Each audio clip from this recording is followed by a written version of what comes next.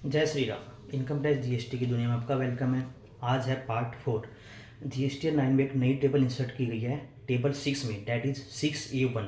ये क्यों किया गया? क्योंकि हम 8A में ऑटो पॉपुलेट इनपुट आता है, 8B में भी, 8C में मैनुअल रिपोर्ट करते हैं, तो 8D हमारी नेगेटिव बन जाती थी। तो गवर्नमेंट को लगता है आपने इनपुट ज़्यादा क्लेम कर लिया, तो गवर्नमेंट आपको नोटिस इशू कर देती थी। ठीक है, वो बात अलग, केस क्लोज हो जाता था क्योंकि वो गलत रिपोर्टिंग की वजह से हो जाता था। तो गवर्नमेंट को बात समझ में आई तो एक नई टेबल इंसर्ट की 6A1। ऐसा क्यों होता था कि जैसे 23-24 का इनपुट आपने 24-25 में क्लेम किया, जो 24-25 में क्लेम किया वो 8B का पार्ट बनता है, बट वो इनवाइस डेट उसकी 23-24 की है, तो 8A का पार्ट नहीं बनता। तो 8A में वो इनवाइस नहीं है, बट 8B में है, ऑब्वियस 8D आपकी नेगेटिव बन जाएगी।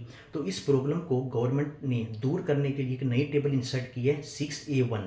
वो क्या कहती है कि कोई भी 23-24 का इनपुट आपने 24-25 में क्लेम किया, वो आप 6A1 में रिपोर्ट कर दोगे। तो 6A में आपका डाटा ऑटो पॉपुलेट आएगा।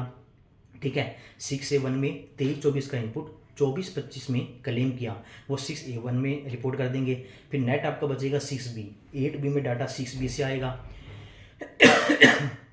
तो इसका मतलब क्या हुआ कि 6B में जो इनपुट होगा वो सिर्फ फाइनेंशियल 24-25 को होगा, क्योंकि आपने 24-25 की 3B में जो इनपुट क्लेम किया वो 23-24 का इनपुट भी होगा प्लस 24-25 का इनपुट होगा। तो 6A में जो इनपुट आएगा वो टेबल 4A से उठ के आता है, मतलब टेबल 6A में जो इनपुट होगा वो 23-24 के इनवाइसिस का होगा, 24-25 के इनवाइसिस का होगा। 23-24 के इनवाइसिस का जो इनपुट है वो आप 6A1 में डिस्क्लोज करोगे, तो नेट आपका जो इनपुट बचेगा वो सिर्फ 24-25 के इनवाइस डेट का इनपुट बचेगा। तो 8B में मतलब सिर्फ 24-25 के इनवाइसिस आएंगे, और 8A में भी क्या आते हैं आपके, सिर्फ 24-25 के इनवाइसिस आते हैं। इस वजह से आपकी अब 8D नेगेटिव नहीं बनेगी। तो गवर्नमेंट एक बहुत अच्छा क्या लिया है, सेटअप लिया है कि आपकी 8D नेगेटिव नहीं बनेगी। तो 8A में आपके सिर्फ करंट ईयर के इनवाइसिस डिस्क्लोज होंगे 24-25 के। 24-25 के इनवाइसिस 24-25 के 2B में भी आएंगे, 25-26 की भी 2B में आएंगे।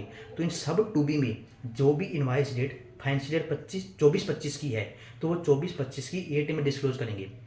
तो 8A में सिर्फ 24-25 की इनवाइस डेट वाले ही इनवाइसिस CN/DN रिफ्लेक्ट होंगे, उसमें कोई भी 23-24 का इनवाइस या 25-26 का इनवाइस नहीं होगा। तो ये बहुत अच्छा गवर्नमेंट ने स्टेप लिया। 8B का डाटा 6B से उठ के आएगा, 6B में सिर्फ 24-25 के इनवाइसिस का ही इनपुट होगा। ऐसा क्यों? क्योंकि 23-24 का इनपुट 24-25 में क्लेम किया, वो आप 6A1 में डिस्क्लोज करोगे। तो ये बहुत अच्छा स्टेप है। अब 8A और 8B में सिर्फ 24-25 के इनवाइसिस का इनपुट होगा, 23-24 का नहीं होगा। थैंक यू गवर्नमेंट ये अमेंडमेंट लाने के लिए। अब 8D नेगेटिव नहीं होगी, जिससे लिटिगेशन बहुत कम हो जाएगा, बहुत कम नोटिस आएंगे। इस रिलेटेड कोई भी डाउट हो तो आप कमेंट करके पूछ सकते हो। जय श्री राम।